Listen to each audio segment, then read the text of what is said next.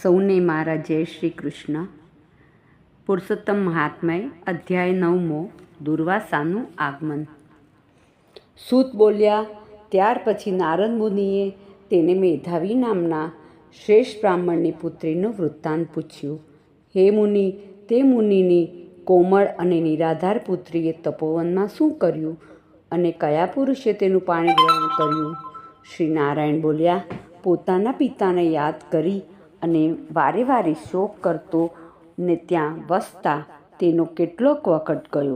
ટોળામાંથી વિખૂટી પડેલી મૃગલીની પેઠે એકલી શૂન્ય ઘરમાં બેઠેલી, આંસુઓના પ્રવાહથી પૂર્ણ નેત્રવાળા, બળતા હૃદય કમળવાળી, કરંડિયામાં રૂંધેલી સર્પિણીના સરખી, નિશ્વાસ નાખવામાં તત્પર, દીન, વિચારતા દુઃખોનો પાર નહીં જોતી, પાતળા પેટવાળી તે કન્યાની પાસે ભવિષ્યના બળે સમર્થ એવા ક્રોધી દુર્વાસા મુનિ એની મેળે તે વનમાં આવ્યા. જેની દ્રષ્ટિથી 100 યજ્ઞ કરનારો ઇન્દ્ર પણ ત્રાસ પામે, જાણે સાક્ષાત સદાશિવ હોય તેમ તે જટાથી ઢંકાયેલા છે. હે રાજેન્દ્ર, તમારી આ માતાએ અતિ પૂજા અર્ચના કરવાથી ઘણા જ પ્રસન્ન થઈ દેવતાઓને તેને આકર્ષણ કરવાની વિદ્યા આપી છે. શ્રી કૃષ્ણ કહે છે, હે પૃથ્વીના પાલનહાર રાજા, જેને સર્વ દેવતાઓ નમે છે એવો હું છું, તેને પણ હું જ્યારે સાક્ષાત રૂકમણીની સાથે રથમાં બેસી જતો હતો ત્યારે અમે જાતે માર્ગમાં દુર્વાસાથી યુક્ત રથ ચલાવ્યો. ત્યારે અતિ તરસથી તાળવું અને હોઠ રૂપ પડીઓ સુકાવાના લીધે પૂર્વે જેની ખાંદ ઉપર ધોસરું રહેલું હતું એવા એ રૂકમણીએ પાણી પીવાની ઈચ્છા મને દર્શાવી. પ્રિયાના પ્રેમથી ભીંજાતા મેં માર્ગમાં ચાલતા જ પગના આગળના ભાગથી પૃથ્વી તલને દાબી ભાગવતી ગંગાને પેદા કરી. હે મહારાજ, ઊંચે ગતિ કરનાર બની તેટલા જ પાણીથી ઉગ્ર રૂકમણીની તૃષાને પટાડનાર થઈ. તે જોઈ તે ક્ષણે થયેલા ક્રોધથી બળતા હોય તેમ પ્રલયના આગની પેઠે ઊભા થયેલા ક્રોધી દુર્વાસા મુનિએ શ્રાપ આપ્યો. ઓ શ્રી કૃષ્ણ, તમને તમારા પત્ની રૂકમણી સદા અત્યંત વહાલા છે, તેથી પ્રિયાને પ્રેમ વડે ભીંજાતા તમે મારું અપમાન કરી પોતાની મોટાઈ બતાવતા તેને પાણી પાયું, માટે તમો સ્ત્રી પુરુષનો જરૂર વિયોગ થશે. હે યુધિષ્ઠિર, આ પ્રમાણે જેણે મને શ્રાપ આપ્યો હતો તે જ મુનિઓમાં શ્રેષ્ઠ સાક્ષાત રુદ્રના અંશે પેદા થયેલ, જાણે બીજા કાળ રુદ્ર હોય તેમ રહેલા અત્રિ ઋષિના ઉગ્ર તપરૂપી કલ્પવૃક્ષના દેવતાએ કુલરૂપ પતિવ્રતાના મસ્તકના રત્નરૂપ અનસૂયાના ગર્ભથી ઉત્પન્ન થયેલ, જાણે શરીરને ધારણ કરનાર તપ હોય તેવા દુર્વાસા નામે મુનિને સામેથી આવતા દેખી કુમારિકા શોકરૂપ સમુદ્રમાંથી બહાર નીકળી ઊભી રહી.